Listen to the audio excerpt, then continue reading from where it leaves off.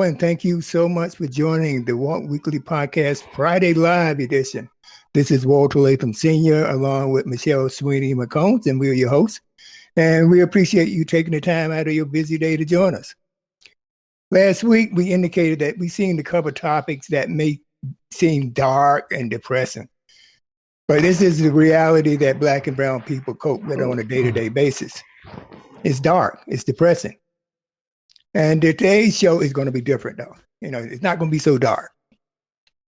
Today's show, we can still stay on message, continue our value add by utilizing a different approach, all right, to express our concerns about the issues going on. Okay?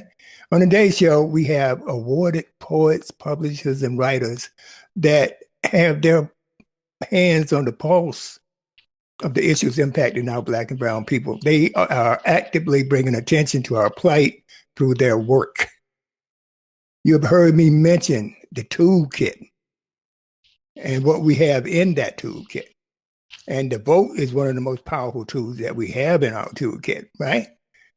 And that's a tool. And bringing knowledge, all right? Speaking out on the issues, calling them out. That's a tool. The persistent practice of shedding light through media and discussion is a tool. It's a key tool. And our guests will add to the toolkit through the spoken word, the spoken and written word, leveraging their books and performances and other activities, another tool. So we have labeled this show the James Baldwin Effect, how literature can influence social justice. I'm going to turn it over to Michelle, and we do have a disclaimer, which we will bring up at the end of the show. We'll talk about that, but I'm going to turn it over to Michelle. Hey, everybody. Thank you, Walter, and welcome to the Walt Weekly Friday Live. Thank you to our live audience. Please follow the Walt Weekly and share this podcast by clicking on the bottom share button below and near the chat box. Today's Friday Live is sponsored by Beauty Blends by Ami, Soap and Love, Michelle Sweeney Hair. Intro and outro music is provided by Uncle Nephew. Thank you to our sponsors. Today's live, the James Baldwin Effect, how literature can influence social distance. Great topic. Thank you, Jean, for that. Today's guest our first guest is author Judy C. Andrews. Miss Andrews received a master's of Arts degree in English creative writing and a Bachelor of Arts degree in liberal arts and sciences from the City College of New York. She has worked as an educator, a freelance writer, editor, and a presidentially appointed children's advocate. Ms. Andrews is a member of the Harlem Writers Guild, as well as the New York chapters of the National Writers Union and PEN America. Her historical, fictional, thrilling novels, An Ocean of Jewels and A Gift to Treasure, are reflections of her Gullah Geechee heritage. The Gathering of Gemstones, a poetry collection, explores the themes, love, hope, and peace in an ever-changing world. Our next guest, please welcome Marc Polite, a man of few words, but a busy pen. Mr. Polite is an award-winning writer, blogger, author, and poet from New York City. He writes on issues concerning history, labor, and technology. He holds a bachelor's in political science and a master's in history from the City College of New York. Mr. Polite is the founder and editor-in-chief of Polite on Society, an award-winning blog of social commentary, political analysis, and literary reviews. He has published 3 books under his independent upstart publishing company. Our next guest, please welcome Oscar Sanders. Sanders is an award-winning author, poet, director, filmmaker, screenwriter, playwright, and on-stage actor. Thank you for joining us, Mr. Sanders. He's a 2017 Indi Author Legacy Award Poet of the Year, NAACP NYCHA Just Read Award of 2016, Final Hearing, Lala and Neo Nore Film and Script Festival 2016 Fictional Final Hearing, Jazz Documentaries, Billy Bang, Long Overdue. He is also a Carmarthen Bay Film Festival 2013 Best Documentary, Capital City Film Festival 2013, and Best Documentary. Thank you all. We appreciate you taking the time. He's featured in political poetry, spoken word performance, and event host of festivals and book fairs. I will place everyone's websites, information where you can purchase their books and their poetry and see their films in the chat room. Thank you all for joining us. How are you guys doing? Oh, fine. Thank you. Thank you for Good. having us here. I Yes, appreciate my it. pleasure to be here. Walter, You too. Walter, let me get that clap. Get these claps. No, it's not. They did an upgrade to the platform. I don't They have did an that. upgrade. We have no props. We have no clap, no cheers. I mean, we're gonna have to add those in post processing. Hey, Michelle. Yes, Michelle. yes, Please give the disclaimer. Yeah, I was getting ready to Yes. do that right now because this is a good time to insert it. I'll do Yes. that. I'm insert it right now before we proceed further. All right. This is the disclaimer from the Harlem Writers Guild. And I quote, "The views and opinion expressed are those of the authors, poets, and writers, and do not reflect the official policy nor the position of the Harlem Writers Guild." Awesome. Okay. Awesome. These people are here in their independent they're independent and they're in the individual capacity as a professional. Okay. So appreciate that. they're not here on behalf of the Harlem Writers Guild. Okay. Exactly. Okay. that. So anyway, Mm-hmm. now that we got the disclaimer, and I do want to say that when you were doing Oscar, it was just, dang, Oscar, how many jobs you got, man? I mean, I got people out there out of work. You got all the jobs. Yeah, but you're so talented. That's what it is. But I know that. But dang, you are. She went you're too awesome. long, though. All of you guys are She awesome. went too long. and I was surprised that she went that far back. Wow. Yeah. You realize I had a Get it all life. in there. I had a life, Yes. Yeah, man. I mean, dang. I mean, It's really, all good. That's it is all something. good. Thank you so much, Michelle. I knew that You're put a lot welcome. on you. That you had to. Yeah, I you gotta had get to my do second win now. Yeah. Yeah, you're gonna go on mute in a minute. I know that. I'm gonna Yes. go on mute, but right now I would like everyone to introduce themselves. I'm gonna start with Judy, then Mark, and Oscar to follow. All right. Okay. All right. Good evening. I'm Judy Andrews, and it's a pleasure for me to be here. I'm going to read a poem regarding social justice. It's really about injustice. It's from my book, The Gathering of Gemstones, which was published in 2020 last year. It was originally titled In My Lifetime, but since the insurrection of January 6th, I've added some things, so this became a new poem, and the title is The New Language. In my lifetime, I have seen the 60s as a child, danced until the sun's brilliance performed streams of light into my soul during the 70s. Graduated in the 80s with prestige that floated on the backs of African kings.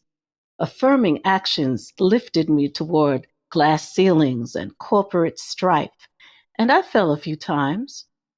One day in 2016, I found myself staring, socializing into the eyes of PCs, Androids, and Facebook that brought me to sadness, scarred my dreams, swallowed my prestige, nibbled on my success, and flashed nightmares into my screams for the souls of African American kings and queens fighting a demon named police brutality.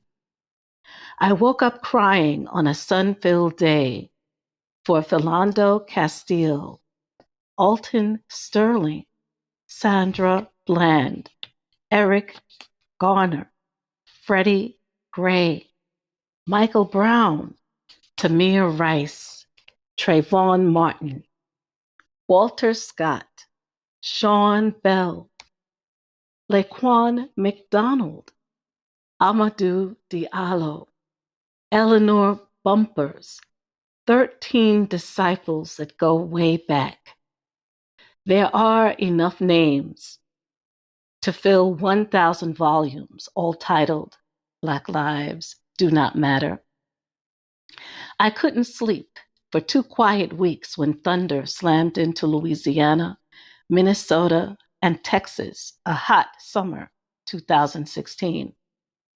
4 years later, again, summer 2020, a year filled with nightmares, a pandemic, civil unrest, an inferno of hate from a White House, a resident fattened with lies, a menu of half-truths, and a platter sprinkled with hatred.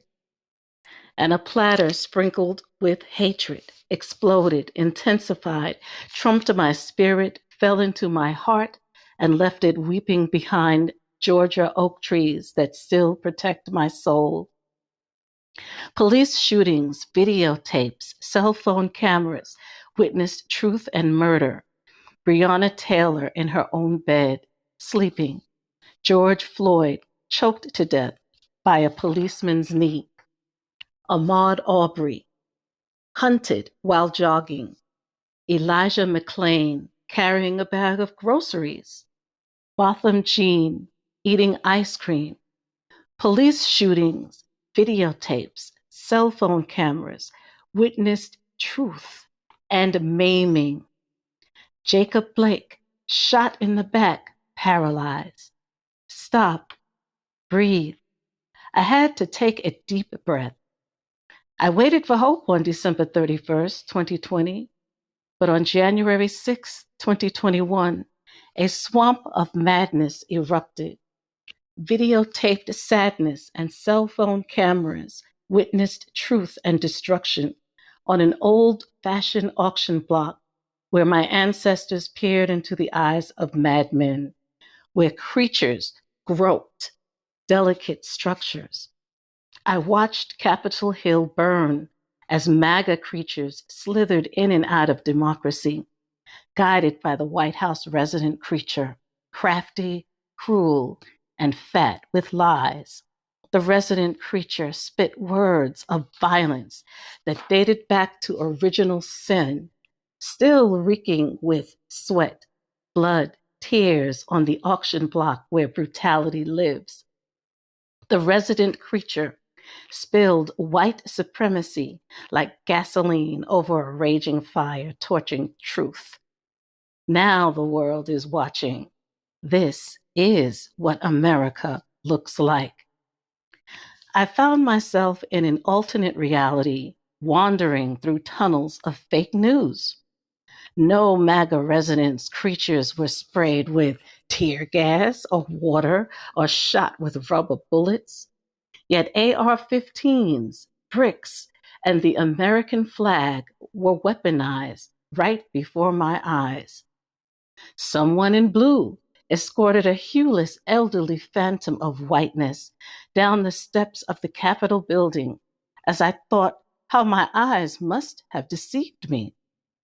Where was that escort when Black lives were sprayed with tear gas, seeking help from the burn, while the White House resident creatures carried a Bible past them, turned upside down to give us the perception of holiness, while bamboozling us in front of a closed church? The smoke scorches my soul as I wait for the language named change. I feel fire burning in my gut. I found myself genuflecting for hours, asking questions. Will there be a fire next time? Will I explode in my lifetime? I have not had much to complain about. I was that child, dancing in the brilliance of civil rights, with blacks and whites racing toward glass ceilings together under a stream of affirmative action rainbows, living the dream of an African American king. In my lifetime, I yearn to dance to the beat of a chant, Black Lives Matter, with no apology to others. I yearn to dance in the essence of gratitude for Obama greatness, with no apology to others. I yearn to dance with no apology for the color of my skin, the texture of my hair, the slant of my eyes, the brightness of my teeth, the swag of my step, the courage of my ancestors, the future of my descendants, the light in hearts of darkness. No more apologies to others for honoring the contributions of African Americans who shed tears, blood, sweat in the face of continuous profound horrors, Karens, white privilege, while speaking an old language named gun violence, a Creole patois pidgin named police brutality, and an English language named racism. But I wait for a new language named change, as tears continue to kiss my face for 1,000 more disciples who have yet to be placed in the dangerous tunnel of hate. While I wait, let America learn a new language named Black Lives Matter, without asking why or adding a modifier, because I want to believe a change is coming soon. Unfortunately, that is the old language named hope. Thank you. Powerful. Thank All you for right, that. good. I don't have Very my clap, powerful. my Yes. special effects, but that was powerful. Thank you Very so powerful. much. That was great. Thank you. You're And welcome. touching. Thank you. Incredible. Touching. Incredible. Yeah, Judy, I want to stay with you. I got a few questions that before we proceed. The term Geechee, is that because you're from South Carolina? Well, yes. Geechee? Well, you know, there are over 1,000 islands throughout the United States, in South Carolina, Savannah, Georgia, and Florida. My mother was from Savannah, Georgia, and my father was from Virginia. But he, for some reason, learned to speak the Gullah language. That's all he ever spoke. And I didn't know this until I was an adult, because I didn't live with my parents growing up. I was in foster care. Right. When I did find out what happened, I did this research about General Sherwin and how during, right after the Emancipation Proclamation, we get the idea of 40 acres and a mule that the general offered on these deserted islands where they had already chased away the Native Americans who lived on these islands. Some of them remained. That property was, was to be given to African Americans who had been released from bondage, from slavery. Right. And they never received the 40 acres and a mule that was promised to them. But they managed to stay on the islands. They went and took over the islands. And as a result of that, they maintained, because they were so distant from the mainland, they maintained their culture, their African distinctness, their African authenticity, and they are still there today. So Gullah is the actual heritage and the language that is spoken that may not be understood. Like, that's up to the notch. I'm feeling really bad, it sounds a lot like Caribbean language. And then Geechee is the language that we understand when we read Zora Neale Hurston's work, particularly Their Eyes Were Watching God. We hear that language every day. I'm fixing to come up there and beat the living mess out of you if you don't come down here and get this out of this house right now. You hear what I'm saying? That's the Geechee language. And I'm fixing, or eyes tired right now, but I'll be back in a minute to work on your kitchens, because you got to get that stuff pressed back there for church tomorrow. You understand? So that is the Geechee language that we grew up with, that I grew up with. I wasn't with my parents. I am fully familiar with that. I mean, coming from North Carolina, my grandmother used to used to tell me, in South Carolina, folks say geechies, you know what I mean? Right. So Yes. she always used that term, Yes. and but we spoke, similar. I mean, we really, that what you just said, a lot of people may not understand, especially if you go down to North Carolina, South Carolina, where I grew up in North Carolina. And Yes. my accent will revert right back to just the way you're speaking, similar on the Yes. same. Yeah. And otherwise, people they won't understand me, with my accent now, because I've been in New York more than 30 some years, 40 years. Yes. But when I go home, I revert within 2 hours. My accent That's right. reverts to Southern. And you sound like my father. You sound like my father. I do. Yes, you do. Yes, Yeah, you do. that's cool. Yes. And I revert right back. I tell you what, yes, Bob, But yes. Another question I have for you: How being in the foster care system, how did that impact, or that motivated you? I would have to assume, because you're very accomplished. I was thank you. I was a very obedient child. I wasn't a child who was rebellious. If someone asked me to do something, I did it. A lot of it came from not having the greatest esteem growing up. What I found through Ancestry.com when I started doing research about my family is that I come from a generation of wonderful things and horrific things. My parents did not grow up with their parents, because their parents were either maimed or murdered, or in some way hurt so badly that they couldn't enjoy the abundance of life. For example, my grandmother was killed in an automobile accident when she was 35, and my mother was only 17 and witnessed the accident. So she never grew up with a mother. And her father was in the war, it was in World War One, and she never grew up knowing him. And then my father was in World War II, and he never grew up knowing his parents, because they had been hurt due to racism and brutality. So we have maybe 3 generations growing up without knowing their family, without knowing their heritage. I met my cousin that I never knew about in March of this year through a writing workshop given by Kevin Powell, and I had no idea that was my cousin.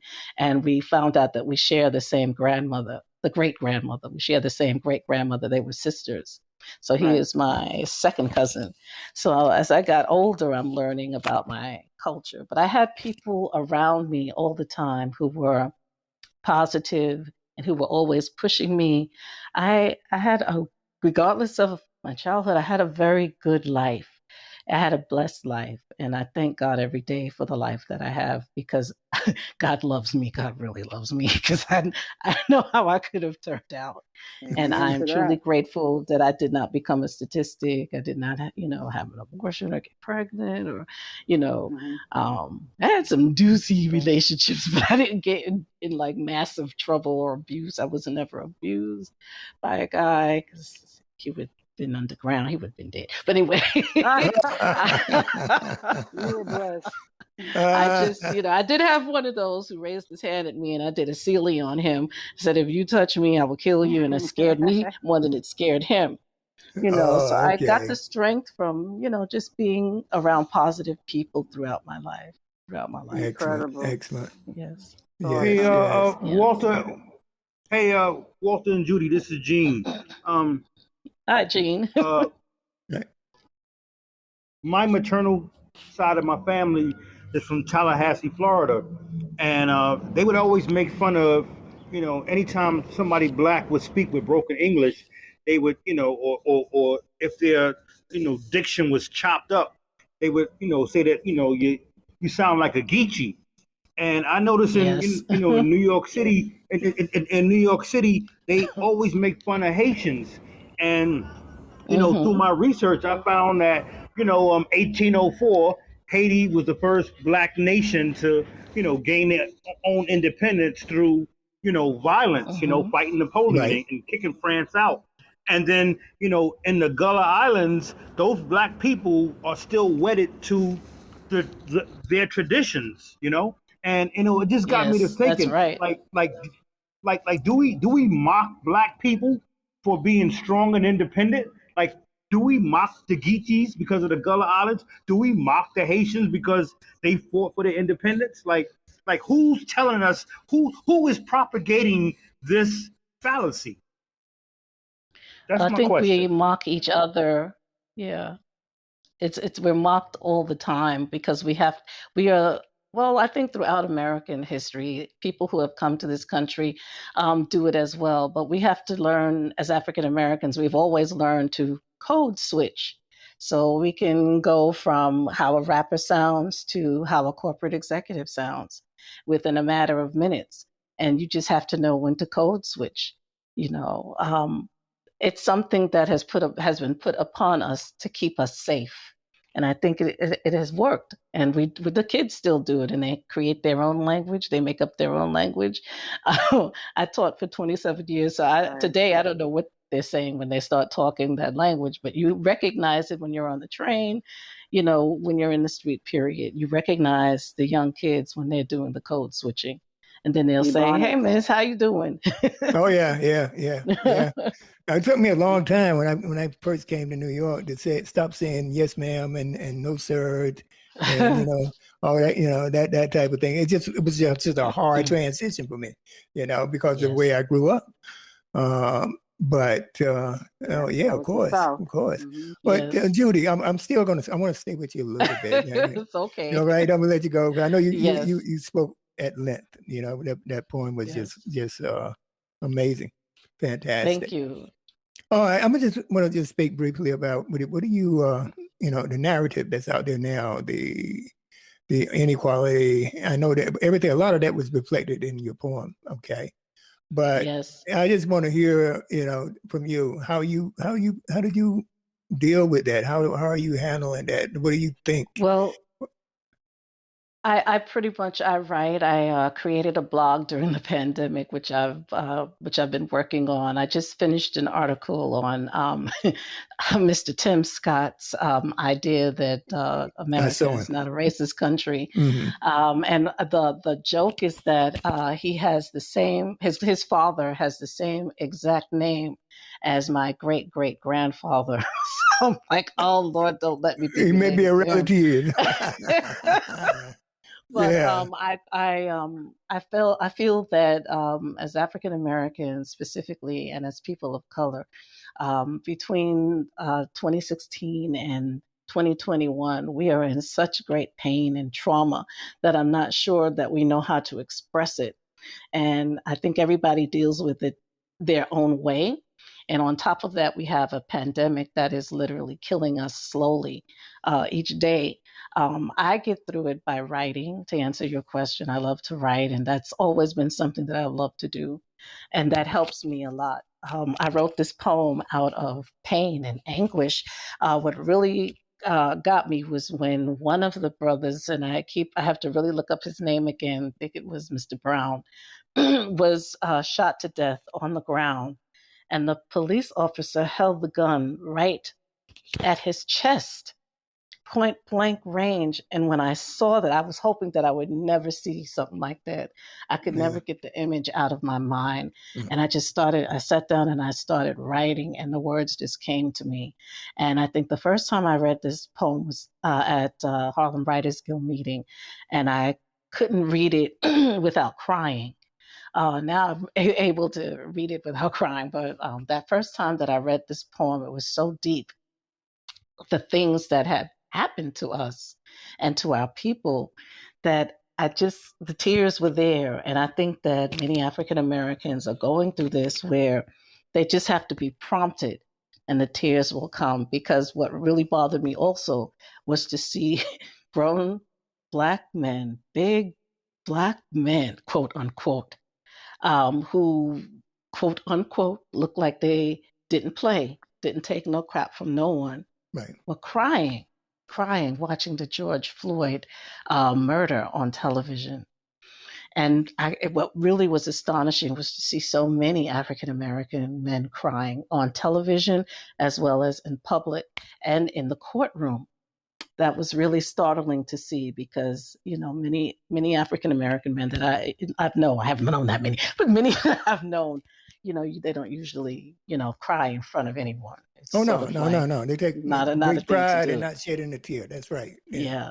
Yeah. So Grown this men was don't really cry. astonishing to see. So I think the best thing to do to heal yourself and to be sure that you are not going to fall into this constant state of rage, is where we're at now. Forget anger, we're at rage. And people were just waiting. If he didn't get a guilty verdict, Mr. Chauvin, they were going to burn this country down. People were waiting. Definitely. Like, It's I gonna be a know what I'm going to civil do. war. Mm-hmm. Yes, and thank God there was a guilty verdict, but this rage stays within us. And I'm hoping, praying Right. that we do not have another incident worse than that. And we have already, but We already maybe have it. worse than that. It's Yes, as if the George Floyd situation didn't happen because of the yes. situation in Elizabeth City that Mhm. just occurred, and and it's just a horrible situation. But we address that the best we can. All right, we just got to Yes, stay on point. We just can't yes, be satisfied with the verdict with George Floyd, and yes. we have to be relentless and Yes, we continue must with the surround struggle. ourselves. We must Okay. surround ourselves with loving people in our lives. We must find those people and surround ourselves with those people. Call them every other day or every week. I call my BFFs every Friday and Saturday, and sometimes we're on the phone for 4 hours. And it's important that we do that regularly, because that will sustain us. Our people will sustain our people. Right. Excellent, excellent. Any questions for Judy? Yes, yes. This is Gene. I have one question, Judy. Yes, yes. The title of tonight's show is called "The James Baldwin Effect: How Literature Can Influence Social Yes. Justice." Is there any particular writ from the great James Baldwin that touches your heart when it comes to the civil rights movement and everything he covered back, during those times? Yes, James Baldwin asks the question regularly, will there be a fire next time? And comes from his book, The Fire Next Time. He was constantly trying to make sure that people understood that he wasn't just writing to be writing something to get published and to make some money.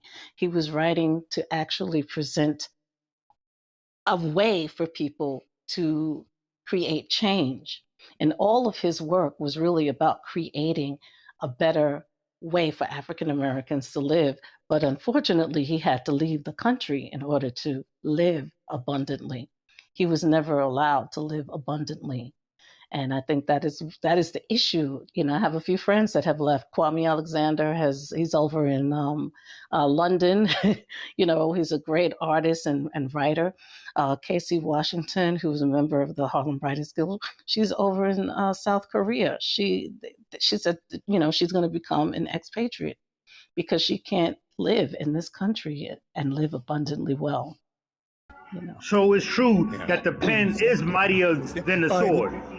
Yes, the pen has caused many revolutions. And as a result of the pen, we are able to live a better life. The abolitionists, the writings that they did, were able to cause Mr. Lincoln to write that Emancipation Proclamation. Had it not been for the abolitionists, God only knows what could have happened. And the civil rights laws, the authors of the civil rights movement, it wasn't just authors, it was celebrities, entertainers who were able to sing about change and to sing about freedom, like Nina Simone, Aretha Franklin, Billie Holiday. She sang about, lynching, and Nina Simone sang about Strange freedom. fruit. Yes. So you have these artists who created change. It doesn't just start with people, singing and going to church. It starts with revolution in the streets and with the pen. You have to write and you have to get it out. Right. The 60s came, the revolution in the 60s came about through people marching in the street and writing. Some of our most prolific writers were writers from the 60s. And of course the 70s, when they came of age in the 60s, and the drug epidemic began to destroy our people. They wrote about it, and we are trying to learn from it. But it seems though that, this idea of institutionalized racism seems to affect us at every single level. And people forget that if it were not for 1965, the civil rights laws of 1965, 66, 67, and 68, other people who come to this country would not have any opportunities as well. They would have to rely only on their families. And this idea of people always wanting something from the government has a right to make sure that its people are taken care of. And I wrote this thing about pull yourself up by your bootstraps, which is what Republicans are always talking about. That was Mr. Tim Scott's message Wednesday night, technically. Pull yourself up by your bootstraps. Well, if you don't have any boots, you can't do that. All right. So Okay. you have to really think about that. We appreciate All right. that. Thank you so much, Judy. Thank you, Judy. We got Thank two more outstanding people. But I mean, you could do one show, or we can do two shows with you. So I hopefully you'll come back and share this wisdom with us. I want to move on. I would love to. I'd like to move on to Marc Polite, an award-winning writer from New York City. And Marc, how are you? I am good. I'm great. I'm grateful to be on the podcast tonight. We're very excited. We're very excited to have you, and thank you again. So, Marc, now are you also? I know you're a writer and a publisher. Are you also a poet? Because I'm reading here, and I got so many notes that I tell you. I mean, just to take notes about your guys to do the research. I tell you, we have a lot. But I do see where you have written, you do political analysis, social commentary, you're award-winning blogger. I saw your blog, and thank you, for noting us. You featured on The Griot, Race Talk Magazine, Time Magazine, Black Star News. I can go on and on. But I see that you're a great writer. Do you also do poetry? As a matter of fact, I do. I actually have two books of poetry. They are both called Poetic Ruminations Volume 1 and Volume 2. And in them, I discuss issues that affect the Black community, like rebuilding your self-esteem as a Black man, rebuilding, relationships, and just understanding that we as a people need one another. And, all these kind of things that people tend to run away from, either whether it's issues of colorism or issues of not feeling like you belong in the world. Mm-hmm. So that's kind of the framework from which I'm working from. Okay. Is there anything that you could recite? Anything short that you could recite for us? It would be definitely like to hear something. Okay, great. So I'm going to read this piece for you from Poetic Ruminations Volume 2. It is titled, Let Me Tell You About My People. Let me tell you about my people. My people face all kind of evil. Resilient. We win when we aren't supposed to and deserve a Medal of Honor for all the nonsense we go through. Even when we're hated, we don't return in kind. We find hope in the dimmest places, never long cowered in fear. We pass down our lessons to the next generations. Building on the real, living, inspiring. Because being Black and American means courage under fire. Because the shots never stop. No ceasefire, the peace has expired. Under the gun, even if we don't got one. But my people, we still keep on, whether down south or up south, quiet or slick mouth, we enrich this place, even as we face derision and hate. Whether South Carolina or the South Bronx, our culture is studied and knocked off, appropriated but not appreciated. Let it all seep into your skin. Even though we are set up to lose, we still pull out the win. My people. Excellent. Excellent. Very good. I wish I had my Thank you. special Excellent. effects here, but Yes. yay, that was cool. Amazing. Really nice, man. Yes. Really, really Thank nice. you. Yes. Yeah. So, Mark, I was wondering. You do have a blog that Yes. was you got awards for it. Could you tell me, what award that you got that you really you hold in the highest? I know it's not really nice to say, well, I like one award versus the other. That is really nice, but one of your major accomplishments Okay. in your space. Can you talk about that, please? Okay, sure. No problem at all. Like you've stated before, I'm a blogger. I started my blog. It's called politeonsociety.com. For anyone who wants to visit it, www.politeonsociety.com. And I started this blog back in 2009, and it was just a way for me to get some of the things that I had off my mind, and to really just put it out there in the universe. Because as a budding writer, I didn't necessarily have an outlet to go towards, so I decided to still build my own platform. Now, in terms of some of the awards that in particular, one award that I'm really proud of is back in 2014, I actually won an award for best blog commentary from the New York Association of Black Journalists. Nice. And that came along. It came along with like it was like a gala. It came along with a plaque with my name on it, and that was the first time that's really happened to me like that.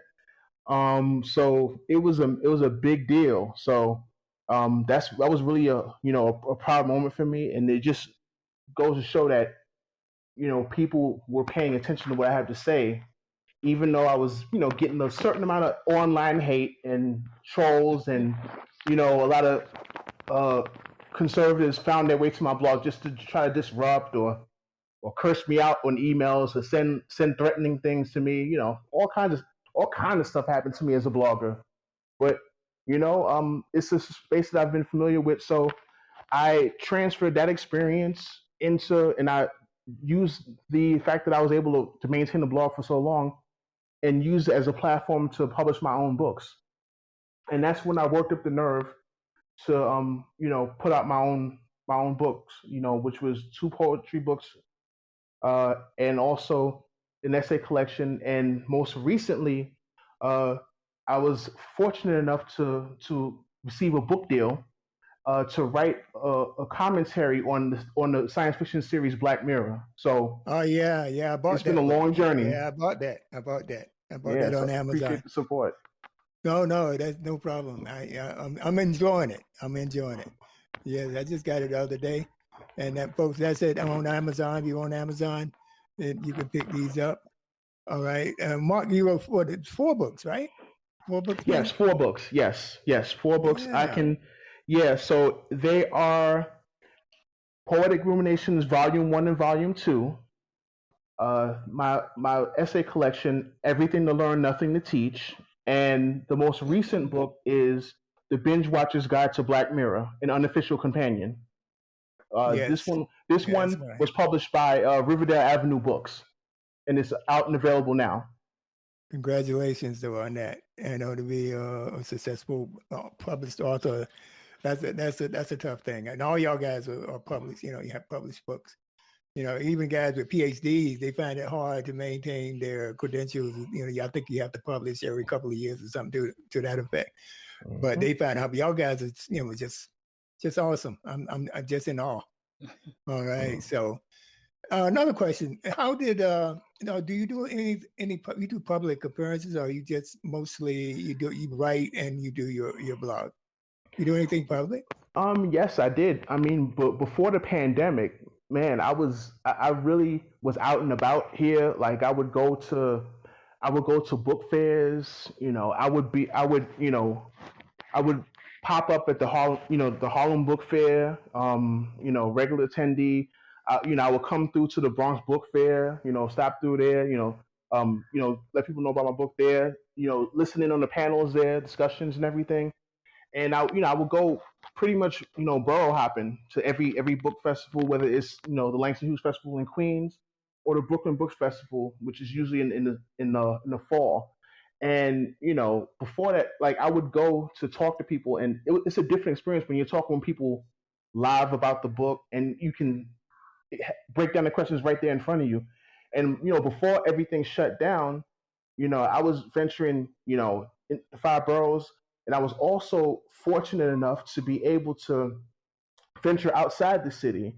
I've had book signings in Newark, New Jersey, Philadelphia, Silver Springs, Maryland, Washington D.C., Alexandria, Virginia. I've kind of hit pretty much NYC, mid-states, DMV. That's kind of where I stayed. I go to conferences out there, whatnot, and that's what my book life was looking like before the whole shutdown thing happened. So I was out and about here, gallivanting Okay. and all that, All right. on my own dime, and that took some doing, had to save my pennies Yeah, well, to go on the understand. road Yeah. trips, Right. but yeah, I I did it. understand. So my books are available on Amazon.com,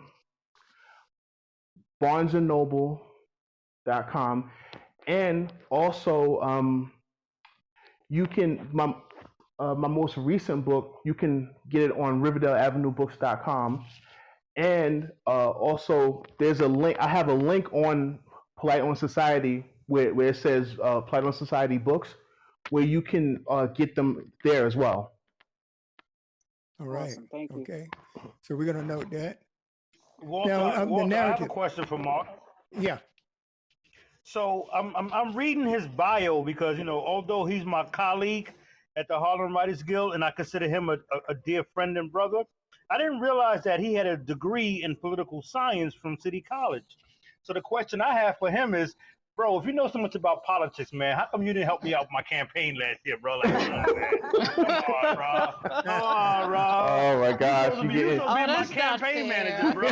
Come on, man. That's badgering right here. That's badgering the witness now. I'm telling you. Well, I'll say this. My politics are left of center, right? And I stand for things that people for some reason don't like, and I've been catching flack for the past 5 years. So in short, I can, even though I advocate for certain things and everything, I believe that fundamentally that we have a right. There should be a national healthcare system. There's a need for Medicare for all, and to not have to cough up $50 every time you go see a doctor and everything, copays. And I believe that people should not have to go into debt, into mortgage level debt just to go to college. Mhm. So Right. because of those stances and everything, and because of a lot of the political turmoil around those ideas and people who propagate those ideas, unfortunately, I've kind of found myself on the outs a little bit in certain circles, in certain mainstream, mainline Democratic circles. I found myself on the outs, and so and to a certain extent, I can understand, but I can't get behind fully a centrist agenda, because I just see the need that we have as a people is more. Because if you really look at it, when you talk about healthcare disparities, who got hit harder during COVID? It was Black and brown people. And some of the things that I raised about what we need to survive and everything, like free college, Medicare for all, and all this kind of stuff that people advocated for on the ground that people said was not realistic. And you had populist movements be snuffed out. A lot of that made me kind of fall back and say, you know what? Even though this is what we need, there's not enough critical mass for this kind of a program here. And it just kind of made me just look like, okay, maybe I need to just pull back a little bit, because the support isn't there for what we really need. Because had we begun to build that, beforehand, there's no way of knowing certain, but like if there was some kind of unified healthcare system, I don't think this thing would have hit us that bad. But because we're the only country who got hit as hard with COVID as anyone else, and it didn't even start here. Yeah, So yeah. and I know that might be controversial, but Right. you can look at the numbers. Like even where it started in China, they don't have the death tolls that we have here. So that's a structural failure problem, and the failure for the healthcare infrastructure to protect its people. All right. So I want to move on now, and I want to thank Mr. Polite. Is that the correct way? What's the right way to pronounce your name, Marc? It's polite like the word. Okay. Yeah. All right. I want to thank you. I want to move on for the sake of time, because I spent a lot of time with you guys. I don't want to forget about Mr. Sanders, who we're going to move to now, Mr. Oscar Sanders. How are you, sir? I'm good. All present and accounted for, sir. Yeah. All right. Welcome. We need Ernest. So you're missing one of our panelists. He's a military sergeant. So I wish he was here. Yeah, he may be in the audience, but Right. I'm yeah, ready how are to you? take names. I'm ready to take names and start kicking ass. Let's go. He is ready. All right, yes. Utility Let's Staff go. Sergeant Sanders, sir. All right. Stand down and stand back, okay? Yeah, All right. it's a pleasure to be with you guys, Walt, and thank be you. with my Writers Guild colleagues, and the warmth that I feel from you guys as a podcast, as human beings, as fellow blacks is amazing, and I'm glad to be We part of it. appreciate that. Yeah, we definitely do. Thank you so much, man. Thank you. And you're an experienced author and poet. And let's start by do you have a poem that you could recite for us? I can read. I haven't recited since maybe 9 or 10 Well, years maybe I'm old. using the Maybe. wrong term. Yeah, Yeah. I have a past history in the chemical world, so that affected my memory through the years. So yeah. News at 11. The manifest. Unfairness on any level, partisan or bipartisan, is not a good feeling. Like irritable bowel syndrome, it churns, repeats, and bellows, and constantly reminds you that your belief system has been shattered. Who do I blame for information? Who do I blame for leading me astray? Who do I blame for programming me to be just like them, think like them, act like them? What happened to free thinkers? You can't treat us any way you want to. You can't dispose of us and lie to us and say that we was forced to. When will you stop hiding like Marines in camouflage and expose the white robes that you wear under your suits and jeans and overalls like long johns in the winter? Our eyes are open and have always been open. Now we consolidate to repel and resist and fight against your prejudice and racist philosophies. We are people too and should be treated as such. I think at the very least we deserve as much. What happened to the Civil Rights Act of 1964? The law. Respect that. You can't buy back injustice that has been earned and fought for and established for all people, all colors and denominations and races. I'm still standing. You're going to stop ignoring me. Your negative energy is boring me. I think the Klansmen are tired of wearing white robes and switched to wearing police uniforms and the devil in pinstripe suits. What better way to hide your horns? Rather than to be truthful to thyself, a lie continues to be perpetrated, because to believe otherwise shatters a belief system that says that your parents lied to you and told you that you were better than, when in reality, after standing face to face, working at the same job, having the same paycheck, making the same money, going to the same schools, eating in the same restaurants, flying in the same planes, riding in the same trains, riding in the same buses, living in the same neighborhood with you, you suddenly realize you're not better than anyone. Bless the manifest. Yeah. Awesome. Amazing. Awesome. Awesome. Oh, y'all guys, all of you, y'all guys touching us. Yes. We're feeling that. Yeah, I want to say amen to that one. Yeah, amen to all of them. Yes. Cat Williams said, "Holler if you hear me. Holler if you hear me." Yeah. Oh, that was awesome. Thank you, Oscar. Thank you so much. I mean, thank you, man. Thank you. All right, I see here that you're also a successful author, publisher, and I see one book that I was looking at, and it's in French. Was it printed first in French, or is it also in English? And I can't even pronounce it. Come de I don't know la why. I Riviere. think that's some kind of mistake. That book is not mine. I saw that connected to, but I've never wrote. I don't even know French other than we. I can say we. Madame, wow. They got you grouped in there. Bon. I can front like that. But write a book. Oh no. I don't understand how that book got connected to Final. I only wrote 2 books: Final Hearing, which is New York City Hall murder mystery, and Exposing Politics, a collection of poetry. Yeah, I see those two. Right. Yeah.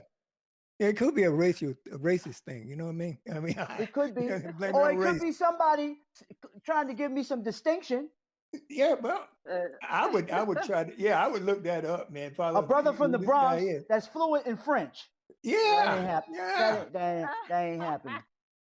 I'm telling you. Not unless you're Haitian, right? I wish. All right. But anyway, All Mark, right. as I mentioned earlier, the questions that I had for Mark and for Judy. Oscar.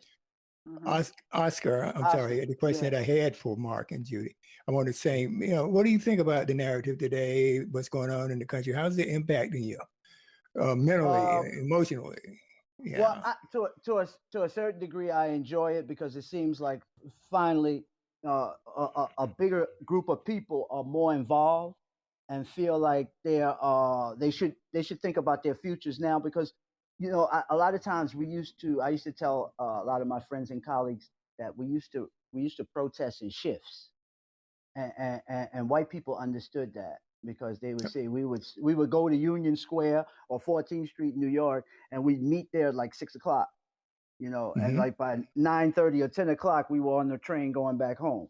So basically, people would wait you out. These people, these social scientists, especially if they're conservative, they watch us. And when things happen to Black people and we come out, how long is the playability on this? How long before they give up or they get tired?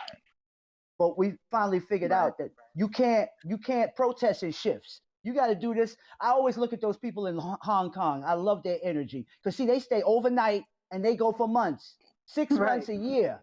They just cripple you, and you're supposed to go to everybody. They should have went to Trump's house. They should have went to the Attorney General's house. And where does his wife get his hair done? We gonna show up there. And where do your kids go to school? We showing up there. And see, when you start to harass them like that, the family comes at the politician and says, "Look, clean this shit up, because now it's affecting us. It's affecting us. This is beyond politics. Now it's our family." See, so you can't quit. So that's so we got more energy. It seems like we're getting more torque. We understand that this is a marathon. This is no sprint. You can't just give up and go home and watch NCIS, at 10 o'clock. No, you might have to stay out overnight, just like you went and you stayed overnight to get them damn Jordans. There you go. All those, you bought a pee bottle in a tent to Foot Locker to get some pair of sneakers. You're supposed to do that for your rights, and we need to stop waiting until it's our kid. Why did we wait till it's to our kid to get involved? Like Trayvon Martin's moms didn't get involved until he got killed. Yes. Which is unfortunate. We need to be out there, and I think a lot of people see that now.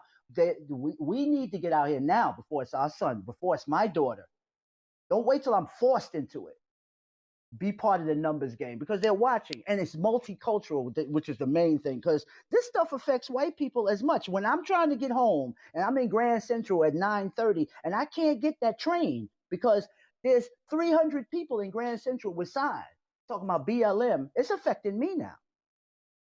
Yep, that's right. It's touching you. It's not. It's just not, right. And see, that's how you have to make it so it's a total inconvenience for everybody. That life is better for everybody if we're all together. Stop making people have an excuse to say, "Well, it's happening, but it's not really happening to me." My kids are intact. Nobody's getting until nobody said that. Nobody said that until it happened. Nobody said that. True. And so people seem like are getting more involved. And I think a lot of Black people are really realizing, they're seeing the desperation. I'm talking about young, that really realize, say, man, I don't have the energy or the patience to wait and I want to be a revolutionary, not a progressive. Progressives, Mm-hmm. they all both have the same message. One has more patience than the other. The progressive has more patience. The revolutionary wants it now. And Right. so we have to find some kind of ground with that, and a way to make people really realize we're not going to stop, or this is not going to be an inconvenience until there is some kind of global peace. There's a ability for everybody to get their needs met, and that means certain things. You can't build a edifice like Hudson Yards between 30th Street and 39th Street, between 7th and 12th Avenue in 10 years, but we're still stepping over 60,000 homeless people. Yeah. Yeah. That may, or why people say, well, the virus just came. Well, it's no surprise that the virus came, because we was only worried about two things, and that's gentrification and world domination. That's the only thing. So we had no public health policy. Who gives a damn about public health? We're trying to rule the world. We want to make sure we know where those poppy plants are at in Afghanistan, and we want to know where that oil and every other natural resource that we don't own, we want to know where that's at. That's where we're at. And we're worrying about high rent and taking over boroughs and projects and all these other things, instead of having a virus and having. How can you have tickets that cost $3,000 to a sporting event, but you don't have masks in storage? There you go. Simple. Mm-hmm. So that means you got this good linguine pescatore meal, but you don't in the whole restaurant you don't own no napkins. You don't own no napkins. Right. How you gonna be in business? You selling food, but you got no napkins. Here we selling a fantasy of in God we trust. Life is beautiful. Get it ready for the tourists. That's all we care about. People that spend money. Meanwhile, you got train stations that have been urinated on since they developed and tested urine to be urine. that they haven't cleaned, but they can continually make trips and capital projects out of Barclays Center, Grand Central, Times Square. They just turned part of the library into the Patrick Moynihan, separated it, made it into Amtrak. Oh yeah. Oh yes, and took the post office out too. Yeah. You see what I'm saying? That's housing. Mm-hmm. That's housing for somebody. That's right. There you go. And then somebody told me that almost all of Creedmoor is vacant. Yes. Those buildings are mansions. You know how many people that's displaced could have a place to stay? Yeah.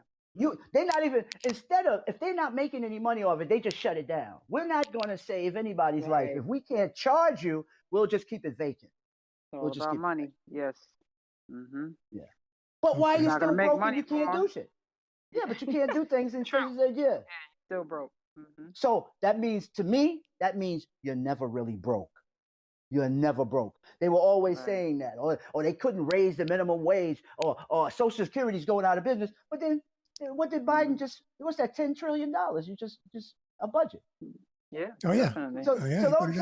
So what? It's like when Burger King says, "Oh, we're giving you 2 for $6." But wait a minute, you had 1 with 7.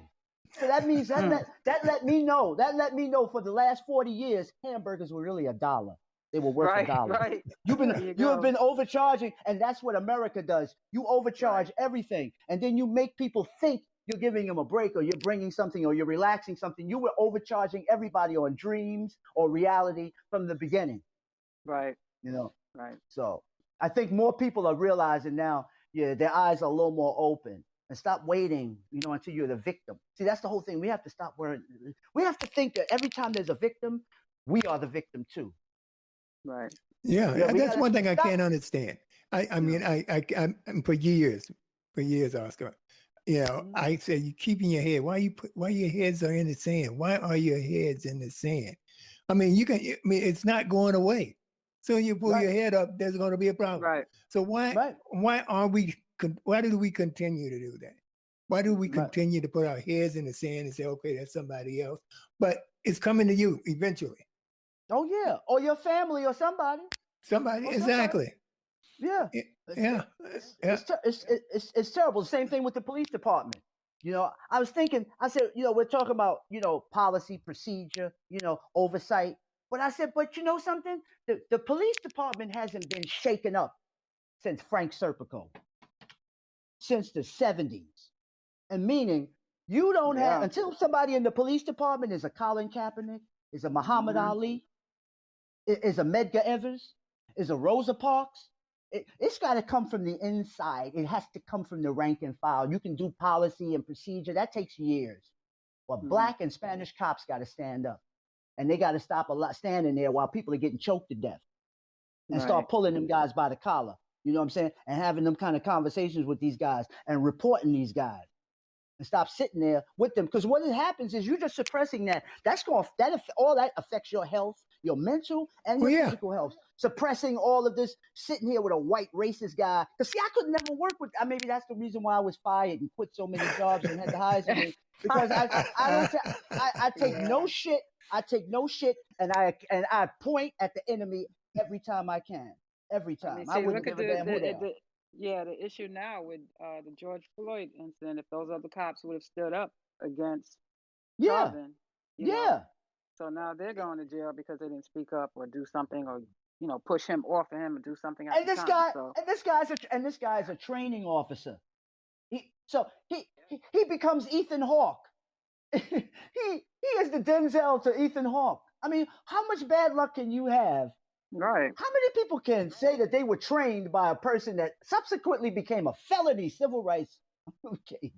What kind of all the people that could train you in this whole facility, you pick a murderer. Right. Boy, you got bad. So somebody should really tell her, I don't think you guys should be cops. I think seriously, I don't think being a cop, because see right there, you stood by being a trainee. You weren't even broken in yet. Right. So take this as a lesson. Get out before you get too deep. You obviously don't have what it takes to be a real Black man and a real individual. You're getting ready to become a police officer, and they're not going to protect you. You see what happens with Chauvin and the rest of them. When you get too far out there like that, they got to let you go. See, the police chiefs, all these different people are testifying, it's because they couldn't cover for him. You can't cover for somebody. I've been arrested before. You don't get credit for an arrest until you take somebody to the precinct. So no cop is going to spend 9 minutes in the street, basically with no arrest. You haven't arrested anybody until you take them to the precinct. I've never seen that in my life. I've never seen anybody arrested spend that much time outside of the precinct. Because as soon as they arrest you, within 5 or 10 minutes, you out of there. I got to get credit. That means I got to take you to the precinct. I can't sit out here for 9 minutes. What are you talking about? Are you really arresting somebody? See, that's how you know a person doesn't. Because if he had imagine if he had 60 keys. Would you be really standing there if he had 60 keys? Of course not. Of course not. So that's why you spent 9 minutes out there, because the man was innocent. He ain't have nothing. Because if he really had something that would bump you up to be a detective or a lieutenant or whatever, you would have got his ass to the precinct. Like every other FBI agent or narco or whatever. They not standing in the street with no cocaine. I got to get this in the prison. I got to get credit. Right. This man is beyond credit.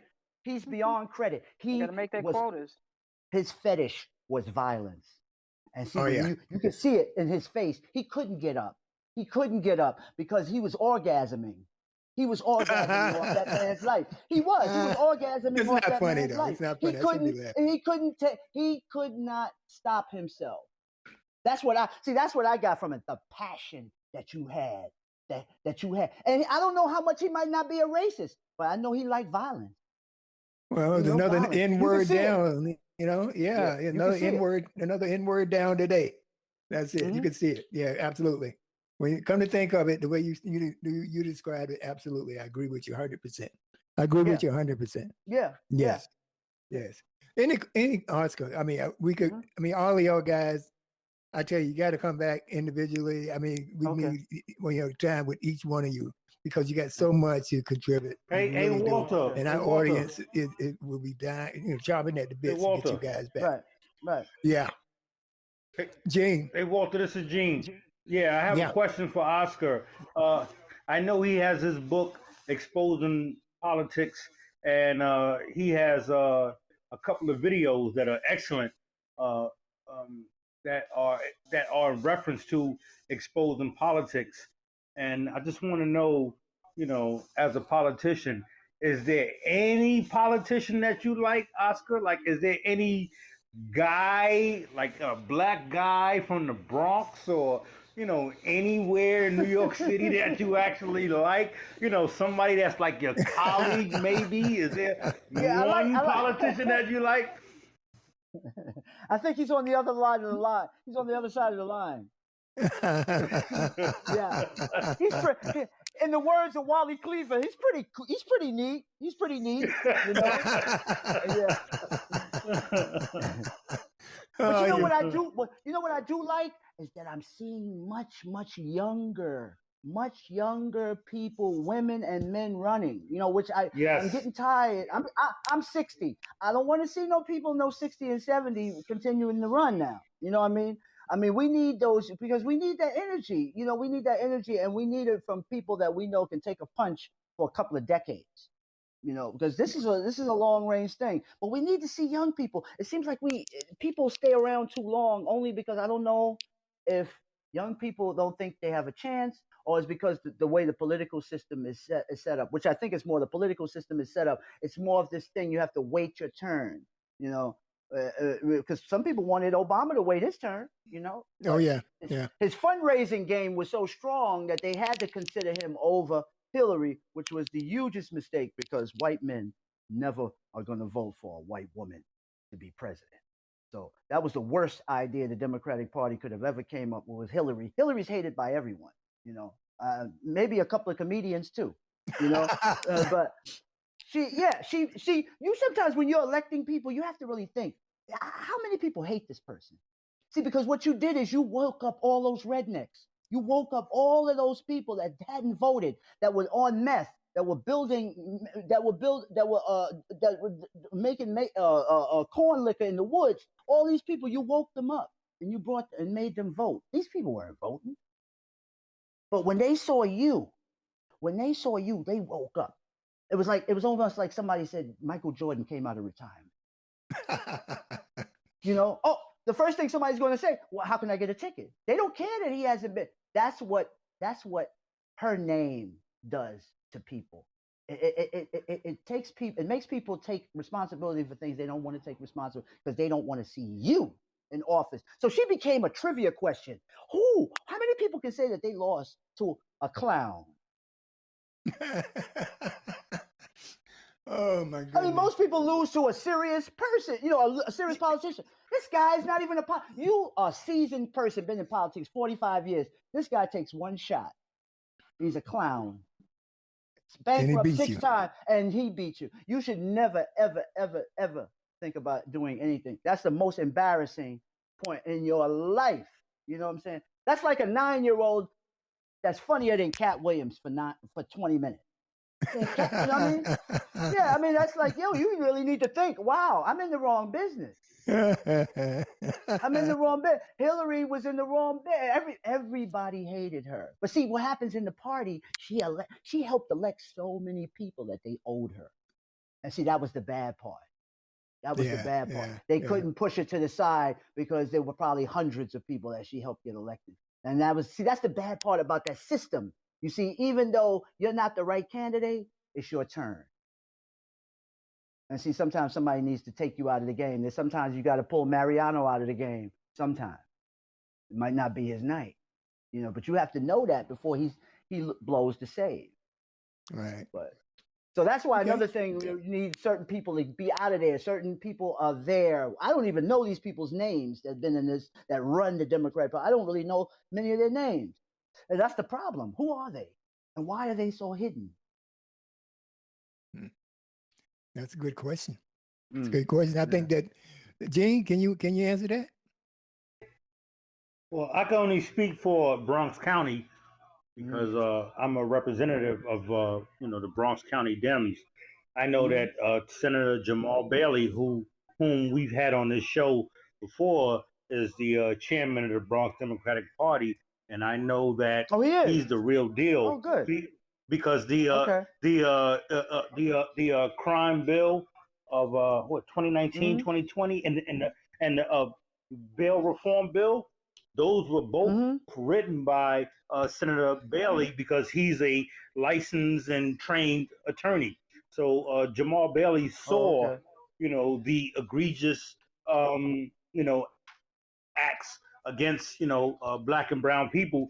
And, he caught a lot of flack behind it, but, it takes a while to see, to collect data to see whether the bill reform was good or bad. But yeah, like I said, I'm not sure about what's going on in the other 5 boroughs or the other counties in New York State, but I do know that the crime bill reform and the bail reform is Senator Jamal Bailey, who's the chairman of the Bronx Democratic Party, along with the Bronx District Attorney, the Honorable Darcel D. Clarke. They were the authors and catalysts of what we have now. So Bronx, I can honestly say that the Bronx isn't only the home of hip hop, but the Bronx is the home of crime reform. Okay. That's great. Okay. All right. Now guys, we're pushing up against the clock. So we're going to have to, try to wrap up. I do want to thank everybody before I turn it over to Michelle. For those people that are joining us for the first time, we're here every Friday at 6 p.m. All right, the Walt Weekly. And so if you go, and the only way you can access us is through the Podbeam app, and then do a search on the Walt Weekly podcast and become a follower. And we got a lot of exciting guests coming up. Yes, Gene. Yeah, I would just like to. I'm sorry because I know that Michelle speaks last, so I'd just like to say something real quick. Yes, I please. know that the views, the disclaimer was given that the views expressed are solely upon the authors that were on this show this evening, and not those of the Harlem Writers Guild. But I would endeavor everyone to, or I should say, employ everyone to visit the Harlem Writers Guild website. Judy, if you could put that website in the chat, or Mark, you, because I don't know at the top of my head. But the Harlem Writers Guild is the oldest Black Writers Guild in America. It was founded in 1950 by Dr. John Henry Clarke and John Oliver Killings. In 1952, Dr. Clarke flew to Los Angeles and met with Maya Angelou, who didn't have a doctorate at the time, and convinced her to move to Harlem and to work on her literature and her compositions. And from there, I know why A Caged Bird Sing was born. Okay, so activism has always been a part of the Harlem Writers Guild, going back to 1950, 1952. And I just need the listening audience to know that. Please visit the website. Thank you, and that is all. All right. Thank you, Gene. Thank you, District Leader. Yeah, as I was saying, and we're bumping up against the clock. So we're going to be closing out. I'm going to turn it over to Michelle. But for those people that are new, please follow the Walt Weekly podcast on Podbean for the live. We also, on Sunday, this show will be rebroadcast, and you'll be able to get it on wherever you get your podcasts, Apple Podcasts, Spotify, wherever you get your podcast, you'll be able to get the Walt Weekly podcast, and you can listen to this and tell your friends about it, and it's out there. Okay, and I want to thank you, and please follow. I'm going to turn it over to Michelle to close us out. Michelle? Yes, thank you, Walter, and thank you to our esteemed guests, Judy Andrews, Marc Polite, and Oscar Sanders, and of course, the Honorable Gene Anthony Edwards Jr. We appreciate everyone in our live chat. Thank you for joining us. Please follow the Walt Weekly, like and share us. You can find us at www.thewaltweekly.com, Facebook and Instagram, The Walt Weekly, Twitter, Walt Weekly. We are on Spotify, iTunes, iHeartRadio, Pandora, and all streaming platforms. Stay blessed, be safe. Thank you all. We look forward to having you on our show again. Good Thank night, you. everybody. Thank you so much. All right. Have a good weekend, everybody. Bye-bye. Thank you all. Great show. Good night.